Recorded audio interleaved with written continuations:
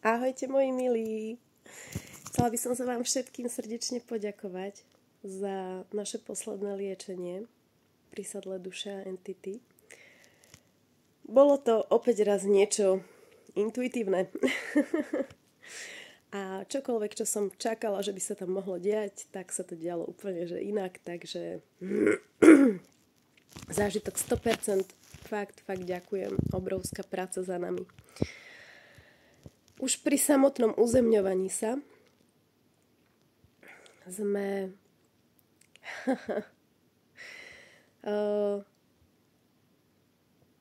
pociťovali ja som pociťovala úplne niečo iné ako pri každom doterajšom uzemnení.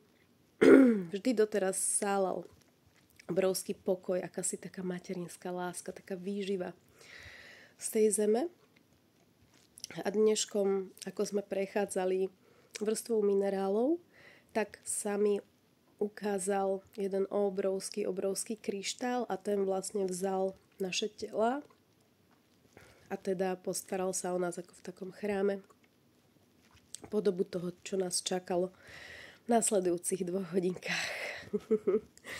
No a ako sme sa už blížili k samotnému jadru zeme, tak bolo viac a viac cítiť akýsi magnetizmus. Vyslovene tú lávu, tú magmu z tej zeme. A bolo cítiť naozaj takú živelnosť, živosť, divokosť. A toto všetko rovno bolo cítiť aj v žilách. Nebolo treba sa ani nejako extrémne sústrediť. Jednoducho tep matky zeme som cítila priamo vo svojich žilách. Bolo to nové. Tak by som to povedala, v skutku nové. No a keď sa tieto energie prepojili vlastne s energiami zdroja, tak to bolo chvíľku také rozpačité, lebo ako keby ani nevedeli sa tie dve energie spolu ustáliť. Tá zhora bola teda tá pokojná, tá energia bytia a tá zo spodu, tá v skutku divoká. Ale oni potom začali tancovať v našom tele tanec a ako si sa ukázali, že k sebe patria. A že predstavujú tú našu rozmanitosť, tú našu rôznorodosť v nás. No a týmto sme mohli ísť vlastne s našim vedomím do zdroja. A započnúť proces. Ako prvé nám bola zaslaná bezpodmienečná láska a svetlo zdroja a tá nám bola potom priebežne posielaná po rôznych tých etapách samotného liečenia. Zároveň prišla Panna Mária, kde sa mi žiadalo ako prvé preliečiť všetky možno polopravdy, všetky skreslenia, všetky presvedčenia, ktoré tam kto z nás má ohľadom Panny Márie, aby zostala jej esencia čistá, aby nám mohla odovzdať v tom liečení práve to, čo každý z nás potrebuje. Takže tam prechádzala naozaj obrovský akt zmierenia. Prichádzala esencia mieru v zmysle, že bol nám ukázaný vôbec ten pocit, čo to je ten vnútorný mier a kto a komu ako bolo dovolené, tak mu tým telom pretekal samotný mier a jednoducho všetky tie kvality, ktoré Panna Mária má, potom postupne zase boli tiež ukazované. Matkyné milosrdenstvo, vôbec nejaké tá schopnosť odpúšťať zväčša sebe si a tak. No a keď sme týmto prešli, tak nastal proces akéhosi rozčesávania. A mne to prišlo, ako by sa náš život doterajší rozdelil do takých vláken. Čo sme kedy zažili, nebolo to na báze spomienky, ale bolo to, čo sa nám udialo, prečo sa nám to udialo a prečo máme teraz, či už nejaké zranenie alebo nejakú dobrú vlastnosť, zlú vlastnosť, čokoľvek, čo teraz možno chceme zmeniť, tak ako to išlo historicky tou minulosťou. A toto sme vlastne rozplietli každý individuálne si nad seba a mali sme takto také lánka príbehov. A vlastne v túto chvíľu sme dostali možnosť, keď už sme všetci videli tie príbehy pred sebou, že čo je to, čo nám niektoré veci spôsobuje, tak sme mali ako keby o mnoho väčšiu jasnosť a rozhodnosť, že čo chceme pustiť, čo už nám v tom živote neslúži a jednoducho malo nejaký efekt vtedy. Takže sa nám nachádzali sme sa, prosím, pekne ešte v tomto bode v čajovni a to bol taký chilloutový moment, pretože my sme každý sa cítili mimoriadne príjemne.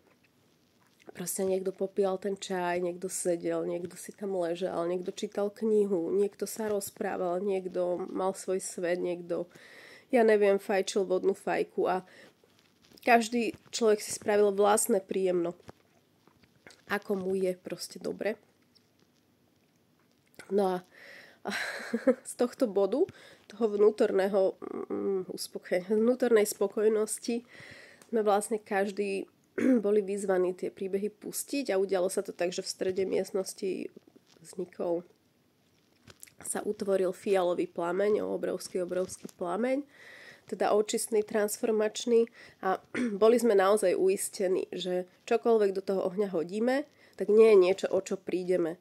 Že keby tam aj proste hodíme, že omylom, že toto nie, preboha, o toto nechcem prísť, tak on by nám to ten oheň vrátil naspäť.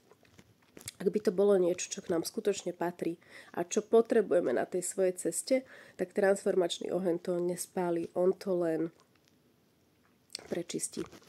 Takže s týmto uistením sme tam postupne pekne naozaj každý svojím tempom podávali tie príbehy a bolo potom pekne vidieť, ako nad každým z nás zostala nejaká séria príbehov, ktoré nie sme z akéhokoľvek dôvodu pripravení pustiť a bolo to úplne v poriadku. Naozaj nie je povinné proste teraz robiť, že všetko naraz musím. Jednoducho to, čo nám je v danom bode príjemné a to, s čím sme v absolútnom poriadku. A teda tým pádom je absolútne rešpektovaná tá naša slobodná vôľa. No a v tomto momente, ako sme popúšťali tie príbehy, tak sme sa zrazu ocitli v takej ako bielej miestnosti. Prišlo mi to, že asi sme v chráme, ale skôr to bolo také miesto neutrality. A teraz tam prišla ku každému z nás biela kačka alebo biela huska a zniesla zlaté vajíčko. A to vajíčko bolo ako naša nie že odmena za vykonanú prácu, ale bola to tá hojnosť, ktorej sa nám dostane, keď pre ňu vytvoríme priestor v živote. A v tomto prípade to bol akýsi poklad, ktorý je v nás skrytý a nebolo by možné ho objaviť bez toho, že by sme nepopúšťali tie staršie prehnité vrstvy. Čiže každý dostal to zlaté vajíčko. A teraz bolo fantastické sledovať proste ako s ním to naložil. Niekto si ho hneď dotváral, proste kinder vajce, že čo v ňom je. Niekto rozmýšľal, čo by tam mohlo byť a niekto si ho proste schoval do srdca na neskôr. Že si k tomu bude môcť prísť kedykoľvek. To tak bude cítiť a chcieť a bude jeho správne načasovanie. No a s týmto sme sa vlastne ocitli v tej miestnosti neutrality, alebo čo to bolo za plac. A objavili sa pred každým z nás obrazovky, monitory dotykové. A my sme vlastne teraz vykonávali akýsi trenažér života. Že mali sme možnosť si navoliť život, ktorý chceme žiť. Ale úžasné na tom bolo to, že teraz na nás nepadla všetka tiaha, že tu a teraz si vyber a proste takto to budeš žiť a už není možná žiadna zmena. Že práve, že my sme tam mali možnosť pochopiť, že ako naše činy, proste, myšlienky a všetko, ako sa hovorí, ovplyvňujú to, či sa tá realita udeje. A všade sme mali možnosť vidieť, že keď zareagujem takto, tak moja skutočnosť sa zmení. Keď ja tomuto človeku poviem toto, tak tá moja realita sa bude uberať týmto smerom. A mali sme jednoducho možnosť vidieť, zažiť si týmto spôsobom, ako to je vlastne chápať tie príčiny a následky. Čiže v princípe to je asi niečo, ako sa tvorí tzv. Karma, či už teda pozitívna alebo negatívna. A na základe toho máme možnosť žiť práve ten život, po ktorom túžime. A zároveň možno aj pochopiť, či naozaj to, čo chceme žiť, je tu pre nás. A či keď sa to udeje, či je to to, po čom sme plne túžili a či si nenájdeme potom zase niečo totálne iné. Lebo to bolo možno z nie úplne čistej motivácie. Takže tuto sme sa naozaj veľmi dlho vyhrali, kým sme si vyskladali ten náš príbeh a kým sme každý pochopili to, čo sme pochopiť potrebovali.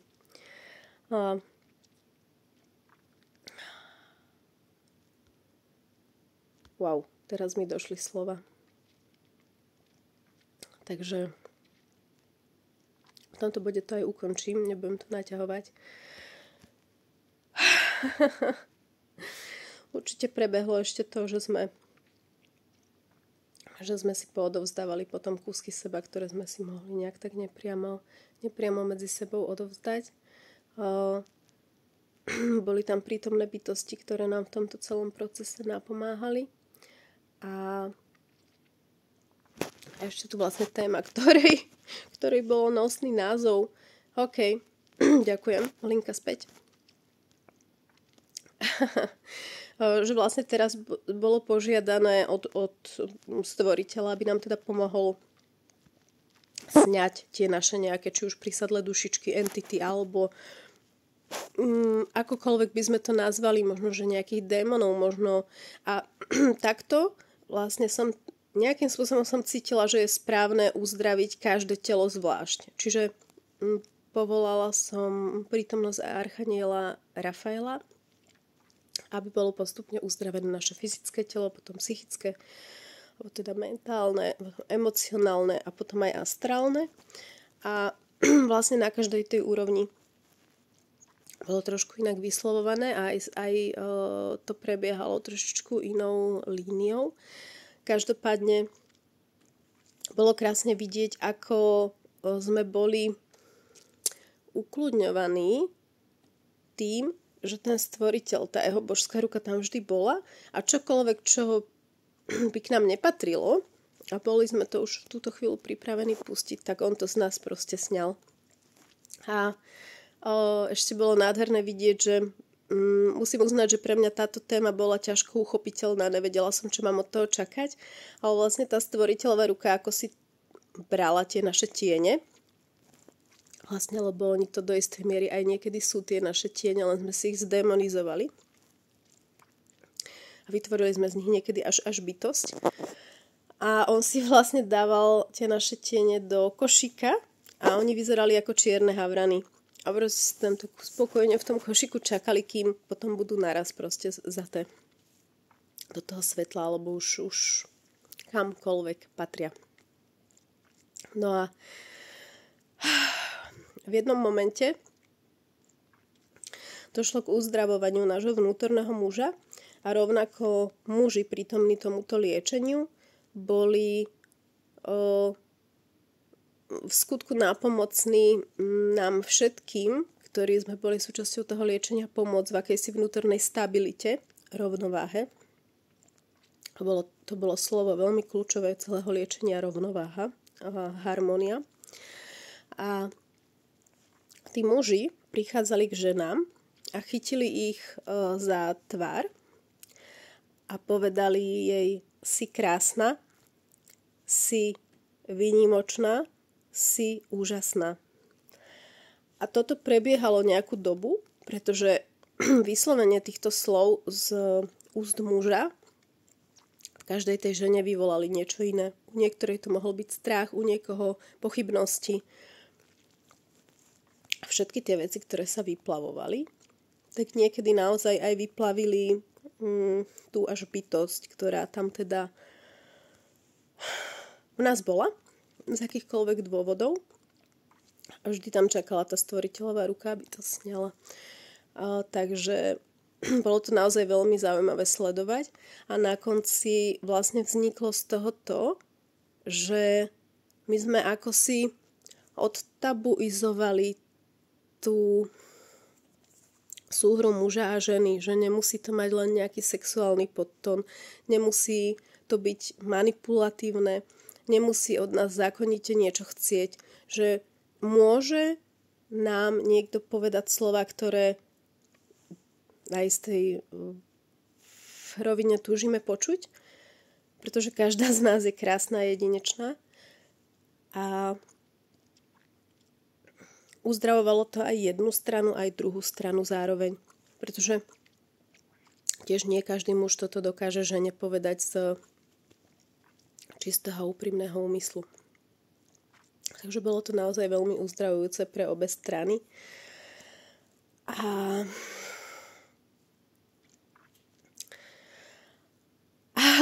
teda aj pre mňa samú.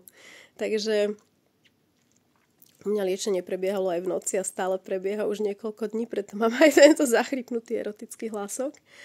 A vnímam, že sa má uzdraviť niečo v krčnej čakre a to sa udialo ešte aj následne v tomto procese, alebo možno to bolo o krok predtým.